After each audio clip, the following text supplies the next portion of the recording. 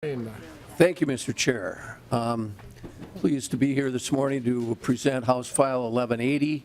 I understand that we're looking at going to Ways and Means. That is correct. All right. I have Representative Frank Hornstein with me today, too, and I want to really reiterate that this is a bipartisan bill. There's no politics in this bill. It's a matter of saving people's lives and the carnage that's out on the road today. House File 1180 is supported by... Uglum, Yes. do you have a motion where you'd like this bill to go first? Mr. Chair, I would like to motion that this goes to, House File 1180 goes to Ways and Means. Thank you. Yep. House File 1180 has broad support. It's supported by law enforcement, the Minnesota Insurance Industry, the Trucking Association, even the Bicycle Alliance and the motorcycle guys are for this because of all the fatalities that they've had. Minnesota Safety Council, and also many of you that I have to thank you, many people that are on this committee are co-sponsors of this bill. And we have 35 other co-sponsors in the House, and I am introducing a clone bill because more authors want to be on it, and of course, you know, 35 is the max that we can fit on the green jackets. About the bill, and I have many testifiers, so I'll be respectful of everyone's time, but this cell phone hands-free bill does exactly that. You can use your cell phone. It has to be in a hands-free mode. There are over 15 states and over 110 million people that are already driving under these types of provisions around the country. So it has exemptions for GPS, if you have a GPS, also for law enforcement in emergency, and if you have to dial 911, if you check, you'll see there's many exemptions in the bill for emergency situations. The bill itself basically does not change the penalties. My bill does not change the penalties. It leaves the penalties the same. I have had numerous people come up to me and say they would love to see greater penalties. I think Representative Franke has a bill that's moving through the committees that does do that. But actually, the fine is only $50 the first time, and the ticket, second one is $225. So we do not increase the fines, and the bill basically is a pretty simple bill, and to my knowledge, has no opposition. Mr. Chair, that's the conclusion of my remarks. I'll stand by for questions, and we have a number of testifiers, unless Representative Hornstein has something to say. Well, thank you very much, Mr. Chairman. I just want to thank Representative Uglum for his great work on this. We've been collaborating on this for a couple of years now, and just the one thing I want to add for the committee is that, you know, we have several sources of death and injury on the roadway: speeding, DWI, seatbelt, lack of seatbelt use. We've gotten a handle on reducing injuries and fatalities on those other three. But distraction is the fastest growing. It's not necessarily the number one source of problems on the highway, but it's the fastest growing one. And when we look at all of the new technologies available to distract people while they're driving, we got to get a handle on it. And this bill will really help law enforcement, particularly enforce the texting ban, which we passed several years ago, and will, I think, be a huge help to reducing the deaths and injuries we have on the road due to distraction. So I again appreciate your hearing this bill, Mr. Chair, and very much appreciate all of the support we've had, and particularly the families that have been affected by this have been very powerful voices in support of the legislation. Representative Powell. Thank you, Mr. Chair. And as you know, I'm on the bill as a co-author, but I do have a question on lines 1.11 and 1.12, where it was struck when the system is used exclusively for navigation purposes. and then it's added that is physically integrated into the vehicle. Exactly what is meant by that? Does that mean that I can plug, I've got one of those holders and I plug it into the cigarette lighter machine, or that I plug it into that orifice and I attach my cell phone and I can navigate from there? Is that physically integrated? Or if I got a little pad that I set it on and I can look at it, is that physically integrated? How does this work? Representative Uglum. Representative Howe, thank you for the question. You just said it, it's attached, okay? When you plug it in, it's attached to the dash, and that's how the laws throughout the other parts of the United States are being enforced, to my knowledge. Representative Howe. Thank you. I would hope that somewhere along the line we add a definition of integrated, because I think that that would be an important thing as far as law enforcement being able, and the courts to be able to determine what integrated is. I think it's probably pretty important to define what integrated is, and not where it goes onto the picture screen of the newer vehicles, because some of us still drive 20-year-old vehicles and don't have that luxury of having that capability. The other question I have is on, and this isn't your handout, but it is to this handout, and maybe I should wait till those folks come up. But is it true that in Illinois, the actual fatality went up when they started this bill? That's what this chart seems to say. Representative Howe, Representative Uglum. Representative Howe, perhaps Minnesota Safety Council can speak. And we can wait until they testify. That'd be fine. Representative Considine. Thank you, Mr. Chair. I'm going to support your bill. I think it's basically a good idea, but I don't want people to think it's a good idea to talk on a cell phone, even with a hands-free device. You are still distracted, and a chicken wing is still a distraction. A cup of coffee is still a distraction. I don't want to send a signal that because you're doing it hands-free that you are safe. You're not. It's still a distraction. So, like I said, I'm supporting the bill, but I don't want to send the wrong signal that, okay, you're using a hands-free device. It's okay. I've been on 494 and seen somebody using a hands-free device and waving their arms while they're talking, and obviously very involved in their conversation and still distracted. When you're driving, when you're behind the wheel, you need to be driving and paying attention to what's going on, not doing anything else. Thank you, Mr. Chair. Good point. Representative Lucero. Thank you, Mr. Chair, and to Representative Uglum, something that Representative Howe just said. So you provided an example of something that would not be integrated. Just for my own purposes of clarification then, would it be true that something that would be integrated would be something where the audio system is obviously playing through the speakers, et cetera, for GPS now, for GPS navigation? But I've been in vehicles, and I don't have one of these vehicles, but I've been in vehicles where there's a screen, a monitor that's either in the center, but it's on the dashboard that is in the line of sight of the driver, that while the audio system is playing, telling to go left, right, how many more miles there might be to go, there's a screen that the driver of the vehicle can look at that is part of the vehicle. Would that be an example of an integrated system? Representative Uglum. Representative Lucero, yes, that is an integrated system. We do have the Minnesota Safety Council here to demonstrate some of the methods of hands-free and the integration here later on in our testimony. Follow up? Thank you, Mr. Chair. Okay, so then just to make sure I understand the difference then. So the screen, in the example I just provided, that would be permissible under the bill if I understood you correctly.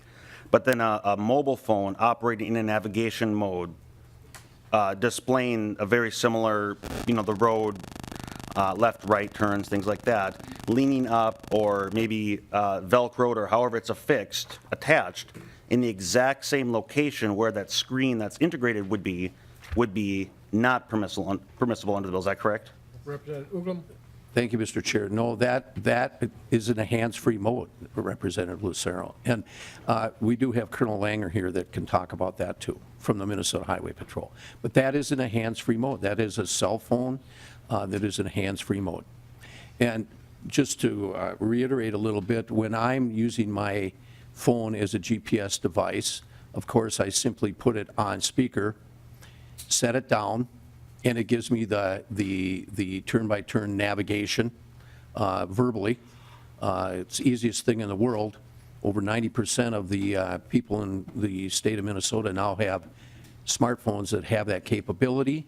And if they do not, again, the Minnesota Safety Council will show and demonstrate just how easy it is to take a phone that may be obsolete and make it have that capability.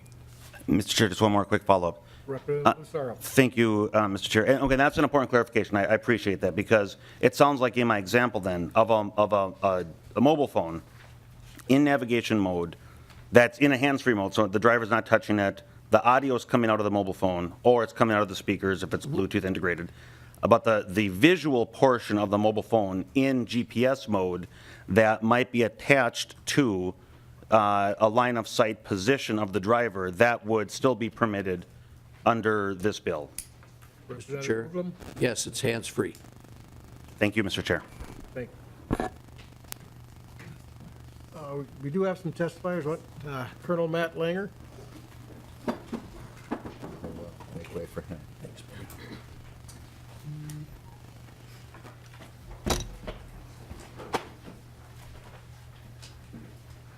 Welcome to the committee. You can state your name and proceed.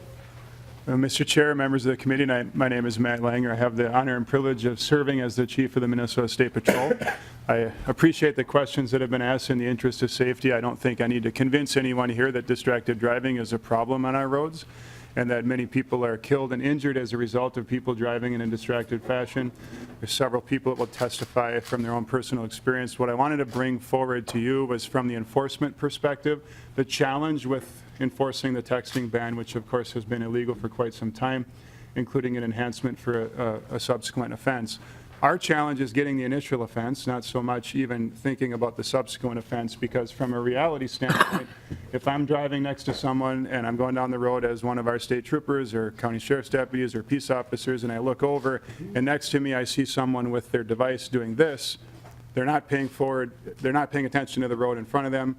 Trooper makes that traffic stop, and what they more often than not encounter is a question of, I saw you texting, that's illegal in Minnesota, to which the response is, no, I wasn't texting, I was looking for a phone number.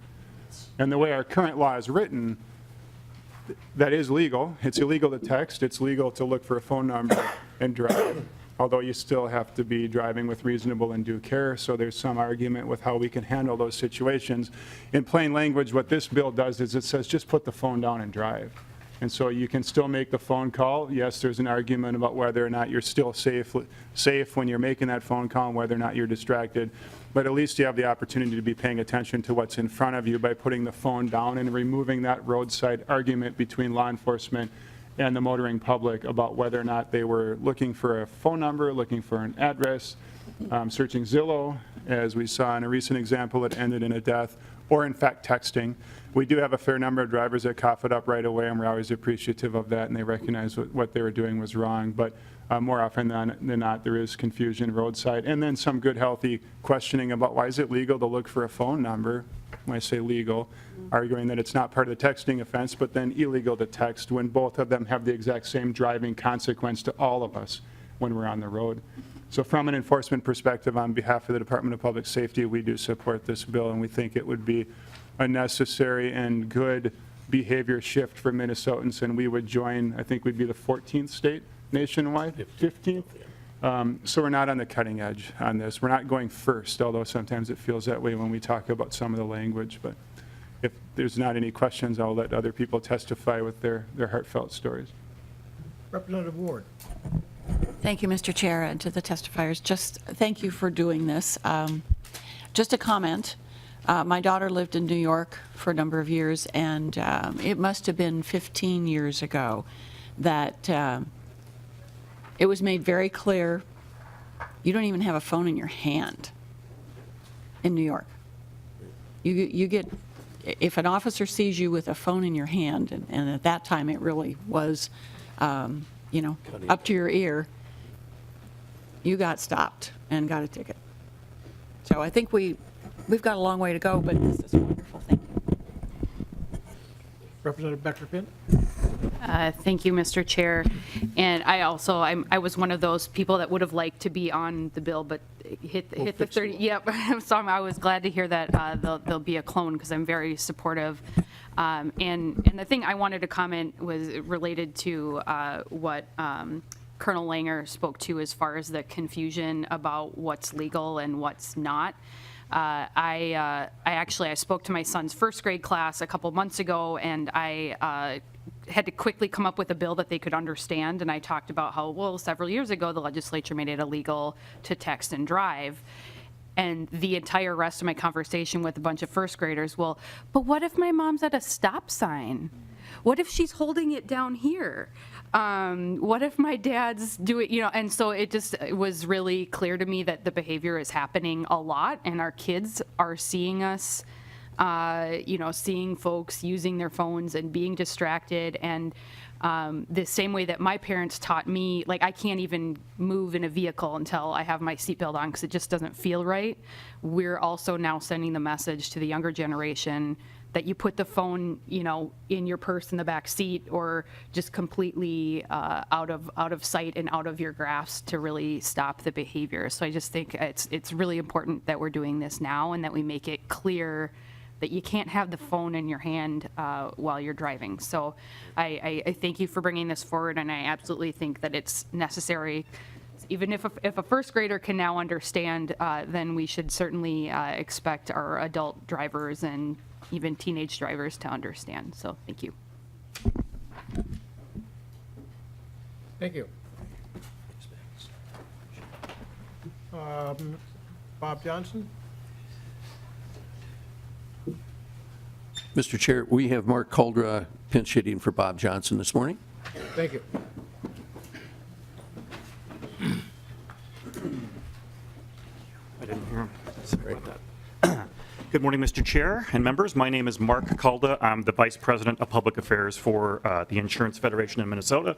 The IFM is a state trade association for property casualty insurance, and for purposes of this discussion, property casualty is auto insurance.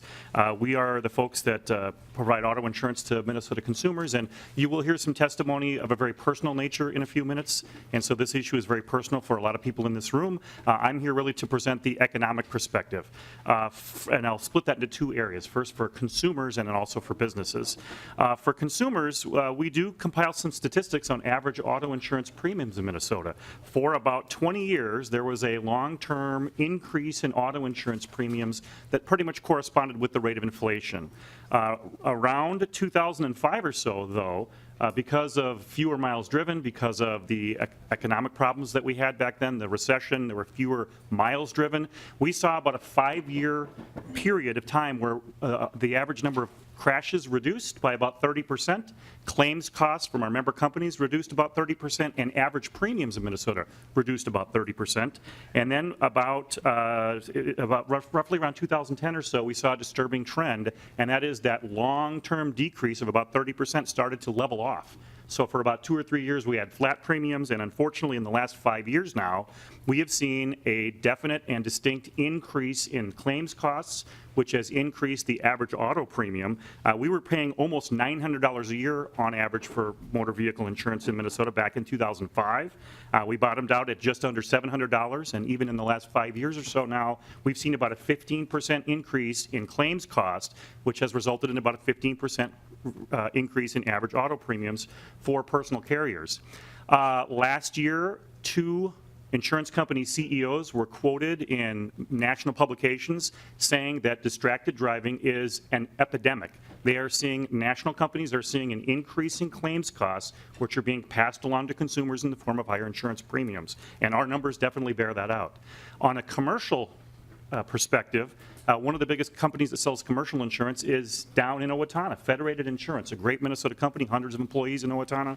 They're not a household name because they sell mostly commercial lines to businesses and trade associations. Their CEO, Jeff Fetters, was at a roundtable discussion that the proponents had about a month ago out at the corporate campus of Cargill in Wayzata, and he reiterated the fact that there was a disturbing trend for commercial auto insurance, and his statistic was that about half, 50% of all commercial auto claims now that his company is seeing involve some element of distraction, not necessarily always smartphone use, but half of all their claims are distracted, and most of that is because of smartphone use. It's very unfortunate.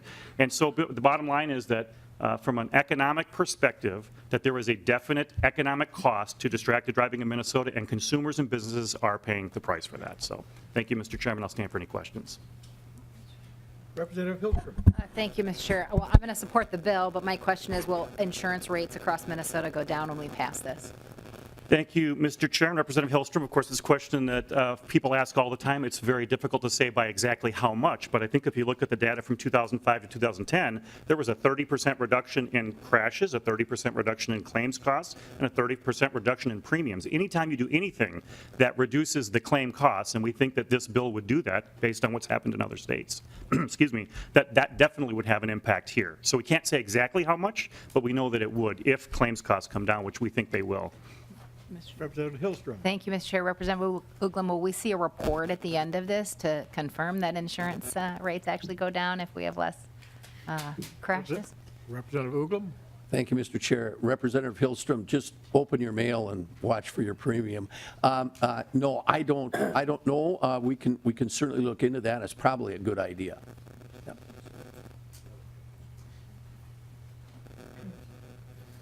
Thank you. Next testifiers will be Lisa Cones.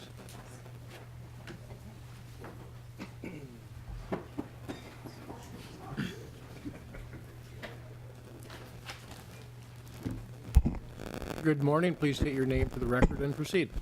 Thank you, Mr. Chair, members of the committee. My name is Lisa Cons, and I am with the Minnesota Safety Council. I am here today to show you some of the different options you have with utilizing your cell phone in a one-touch mode to make it easy to utilize. Most phones come today when you purchase them with options that are readily available. For the one-touch phone that I have with my phone, it's just an earbud. And so you one ear, but not two, because it's illegal to have two. Simply just push this little piece that comes with it, and I can push it next to my voice. Phone home. Once you push this, as it says right on my phone, you don't even have to look at the phone. Call home. My phone now is calling home. And it dials my phone number. That's the one touch right there. One touch, call home. My phone's calling home. Now, you don't have to have a smartphone to do that. There's other options. And the options that I'd like to share with you, so there's this false sense that you have to go out and purchase a smartphone in order to make this technology work. You don't have to do that. For phones that are older, there's technology. We just went to the dollar store, and you can buy technology for older phones. You can buy cables that you plug in, USB cables that plug right into your phone, that plug into your vehicle, so you can have surround sound right in your vehicle. Doesn't matter the age of the phone, it doesn't matter the age of the vehicle. There's very smart and simple solutions right from the dollar store that are available, and you can go right online and Google solutions all the way back to the age of the phone and the age of the vehicle on how to adapt those solutions to vehicles back to the early 80s and vehicles that are flip phones to make that solution work within your phone's range and your vehicle's age. There's all sorts of gadgets out there. You can even put in this sort of one-touch that plugs into a flip phone to make it one-touch capability, so you now are hands-free with that flip phone. So in terms of thinking you have to go out and buy a smartphone, that's not necessarily the case. You can still be hands-free with that phone and have a flip phone. It's not going to cost you to go out and have to buy that smartphone. Any questions? Well, thank you. Next testifier, Michael Hansen.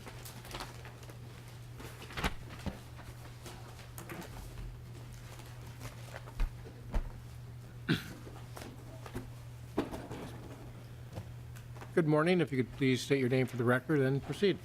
Good morning. My name is Mike Hansen, and I currently have the privilege of serving the citizens of Minnesota as the Director for the Office of Traffic Safety.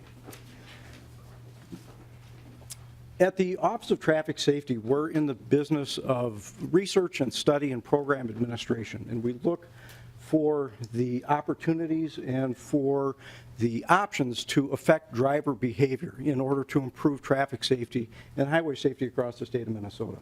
And the legislation that is before you is very simply that. It's about modifying behavior, getting people to make a better choice behind the wheel.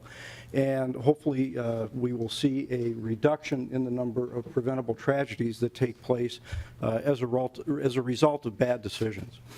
This is really, if you look at the successes that we've had in traffic safety, and I believe it was mentioned earlier by one of the representatives, we've gotten better at addressing the problems of impaired driving, of speeding, and of folks who do not put their seatbelts on.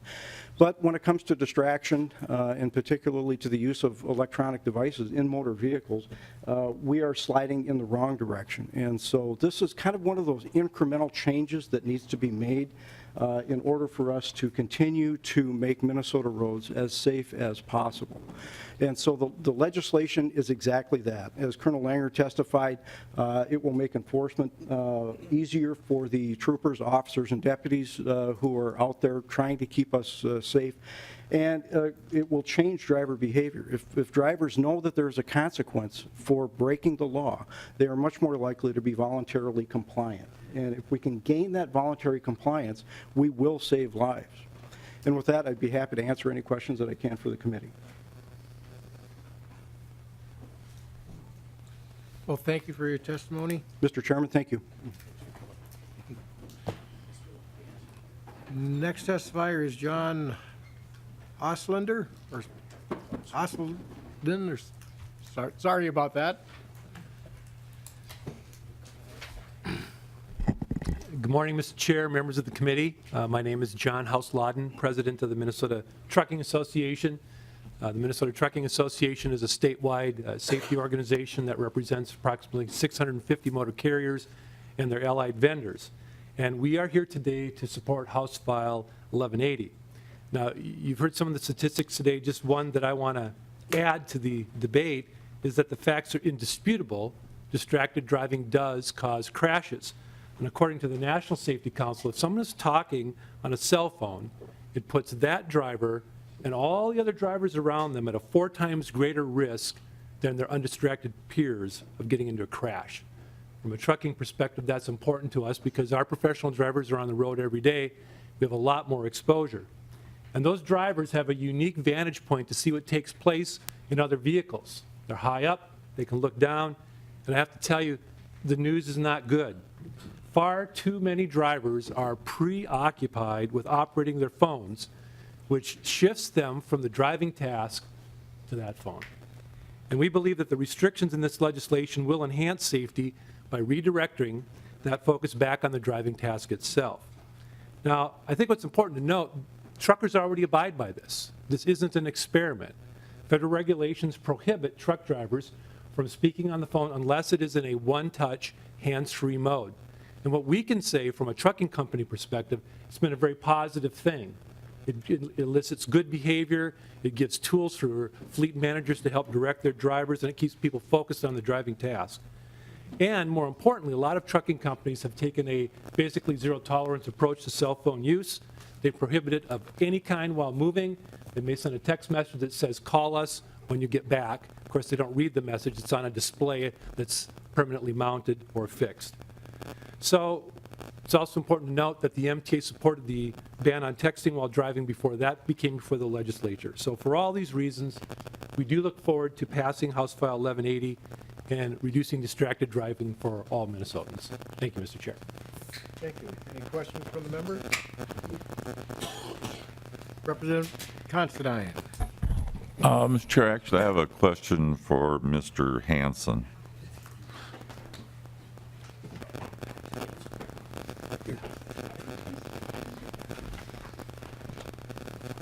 Thank you, Mr. Chair. Does the technology exist where you could make the car a dead zone while it is in operation? Mr. Chairman and members of the committee, I believe that that technology probably does exist, and the technology even exists for drivers to make that individual choice by using a cell phone Faraday bag where you place your cell phone in it and it will not work. It still is accessible, but it closes it off from the external environment that talks to it or allows you to communicate with it. Thank you, Mr. Chair. I believe Representative Howe has a question for Lisa Cons.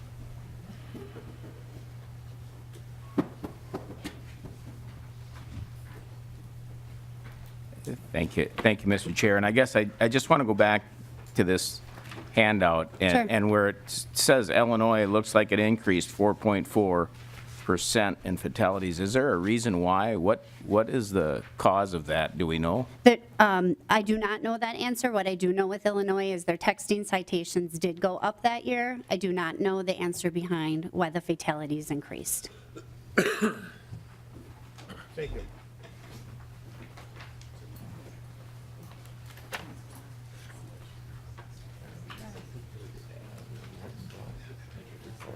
I believe, Representative Uglin, I believe you have other testifiers. I'll have you introduce them. Yes, thank you, Mr. Chair. We have a couple of victims that would like to come forward. Greg?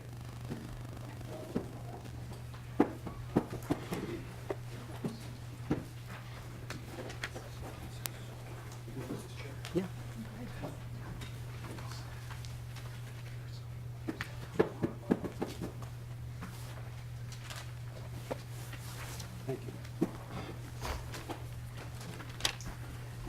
If you could please state your name for the record. Greg Tukalski. Thank you. Chair Johnson and committee members, we want to thank you for giving this bill the opportunity it deserves. It was a long fight that started last year for us, and so we appreciate the opportunity to be heard. I have the honor and heavy burden of representing those who lost a loved one to a distracted driver. Then again, so do you. On October 28, 2015, my dad, Joe Tukalski, was killed while walking along the road to get his morning paper. The irony of the tragedy is that Dad drove school bus for nearly 50 years, keeping kids safe.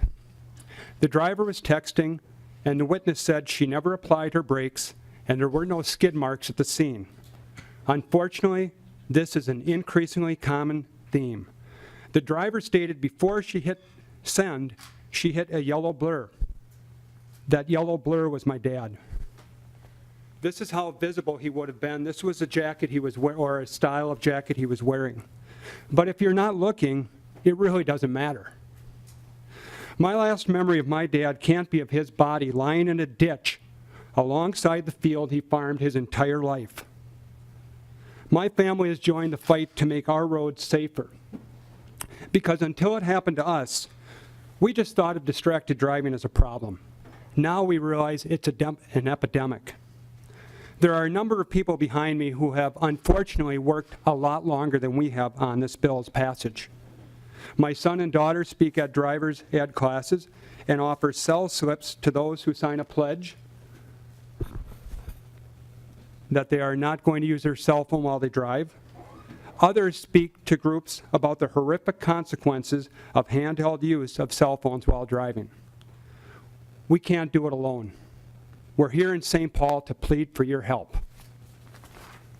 Last May, the Star Tribune poll indicated nearly 80% of Minnesotans believe it should be illegal to talk on the phone while driving. And the same percentage, roughly, believe that texting or using social media while driving should be treated equal to or more severely than drunken driving. Nearly 80%. Even as politically divided as we've become, there seems to be one thing we can agree on. No political belief keeps you safe on our roads. Distracted drivers have many faces and kill Republicans and Democrats alike. A legislative assistant said, people aren't clamoring to hear this bill. The Star Tribune poll suggests there is support for legislation. We are the vocal minority. The Star Tribune poll represents the silent majority. I love my civil liberties as much as anybody in this room, but there's a balance. In my civics classes, we talk about Thomas Hobbes and John Locke, whose ideas on civil liberties influence the writers of the Constitution. Hobbes says, without government, we live in a state of nature. In nature, each person does what they want. Eventually, we'll have a war of all against all. To avoid this, Hobbes says we enter into a social contract, giving up some rights for government protection. John Locke, a staunch advocate of individual rights who identified the inalienable rights of life, liberty, and property, he claimed my right to liberty when another person's right to liberty infringes upon another's right to life, government needs to get involved. My dad's right to life was taken at the hands of a driver who abused her right to liberty. Years ago, my biggest concern was to be on the roads between 11 o'clock and 2 on a Friday or Saturday night. Today, we have to be concerned at all hours of the day because of distracted drivers. It's a crapshoot. Look at the faces of the drivers who pass you. If you're not scared, you're not paying attention. There's proof that hands-free laws save lives. The National Transportation Safety Administration statistics show a drop in fatalities in those states that have implemented handheld bans. Representative Howe, I believe, correct? That study you're looking at, there were 14 entities, political entities reporting, I say because Washington, D.C. is in there, so not a state. But of the 14 that are reporting, 13 of those indicate a drop in fatalities. John Hausladen had mentioned the Truckers Association, which their law was passed based on information from the Federal Motor Carrier Safety Administration. That's great. We have a law for our truck drivers. But I can tell you a Ford Freestyle can do the same thing. After our youngest son passed his permit test, we were given a booklet for the parents titled "For the Parents of Teen Drivers," published by the Minnesota Department of Public Safety. A portion of the booklet is devoted to distracted driving and cites a study done at the Virginia Tech Transportation Institute. I'm assuming our legislators support the content of this pamphlet if it's handed out at every licensing station in Minnesota. So I called Virginia Tech, and I was able to speak with the lead researcher, Dr. Charlie Clower, believing Minnesota would support what Virginia Tech has to say. She stated, Virginia Tech's research unequivocally supports a handheld ban legislation. We firmly believe that hands-free device use does not increase risk to the same degree as physically manipulating the phone. 2 hands on the wheel are safer than 1. I've heard requiring hands-full use discriminatory against those who can't afford Bluetooth. Everyone behind me would have one more argument to that. How about a funeral expense of $7,000 being placed on you immediately with no warning and no budgeting? Historically, Minnesota has been slow to pass legislation affecting safety on our roads. We were among the last states to lower the BAC to .08 and raise the legal minimum drinking age to 21. It doesn't have to be that way with hands-free. As we watched Oregon and Washington pass handheld bans in 2017, Minnesota buried another 60 victims to distracted driving. Had this bill passed a year ago, it's very likely Robert Bursick, the most recent victim of our negligent law, would be alive today. We're all familiar with his story. And another member of our small community of New Prague, Phil Ilg, who lost his life on his 56th birthday while biking 56 miles. I couldn't sleep at night knowing my committee could have made a difference. While it's too late to save my dad, and those who portraits are among us, it's not too late to save ourselves. Among the portraits, we have a mirror, because we don't know who will be the next victim of distracted driving. Before we bury another Minnesotan, let's bury this antiquated law. Before we bury another Minnesotan, let's bury the political hatchet that's dividing the passage of this bill.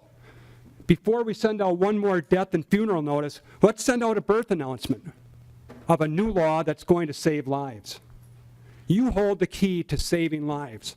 Please pass the hands-free bill.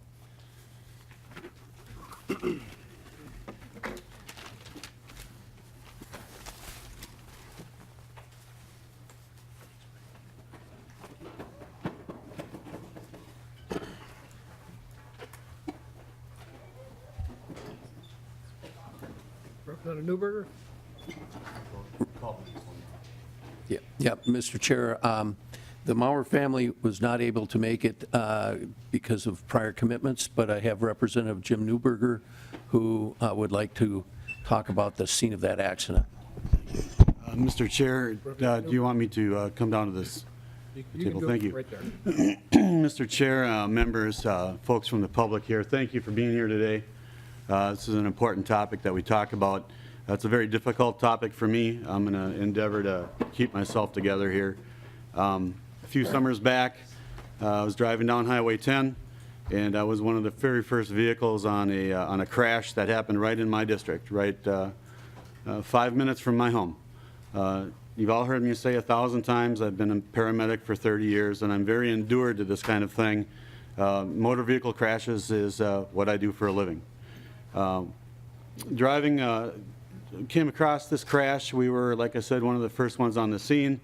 What had happened was you have Highway 10, which is about a 65-mile-an-hour zone, going from St. Cloud down to the metro. County Road 11 cuts across Highway 10, and there's a light there. There's an intersection. It's a controlled intersection. The light was green for the people on the county road, and the Mauer family were in their minivan. They were queued up to turn to get onto the Highway 10. First car went, they had the green light, they were fine. Second car went, they were fine. Like everybody else, you just follow the car in front of you because the light's green. They pulled out onto Highway 10 and they got broadsided by another driver on Highway 10 who was doing in excess of 65 miles an hour. And this individual was on Facebook at the time, was too busy doing a reply on Facebook. That van was split in half. The father was killed at the scene. He was dead right there. The young daughter, she still had some vital signs. They worked very hard to stabilize her as much as they could. They flew her out. Two of my regular paramedic partners were on that call. To this day, they have a very difficult time talking about it. Suffice to say, I had a front row seat to that one. I've had 4 other fatalities in my district that have been directly related to distracted driving. I am very much in support of this bill. I'm the 3rd author on this bill. I could sit here all day and tell you story after story about crash after crash, but it's time for this bill to become the law. And I'm a very conservative person. Most of my friends on the other side of the aisle would probably have other words for that. But at the point I'm trying to make here is this. Life is a right. Driving is a privilege. And all we are doing with this bill is making a privilege safer to protect a right. I support this bill. Please vote yes.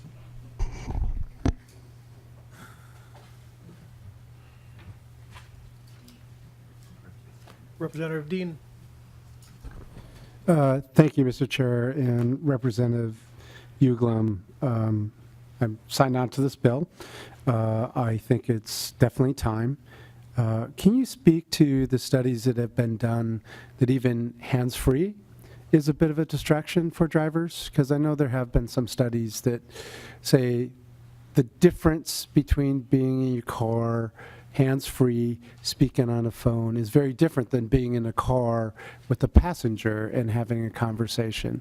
I mean, did you consider, I'm going to say it, going farther with this bill, or is this what you felt that the appetite of the legislature and the people of Minnesota would be amenable to? Representative Uglum? Thank you, Representative Dean.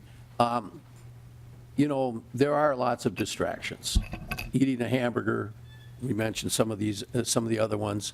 I think the greatest distraction that my local police department came across was a guy that was actually had an electronic walk and was grilling in his car. But nonetheless, I think we have to be realistic about things, and hands-free has proven to be a very, very good tool to reduce a lot of injuries and deaths around the country. Do I Would I like it if nobody talked on a phone in the entire state of Minnesota while you're driving? Yes, I would like that, but I guess really, from a realistic standpoint, that's not the case, and I chose to make this bill similar to the other states that are doing it because it works. And I'm a realist, and I understand that there are times that you need to talk on your phone. My son is a salesman.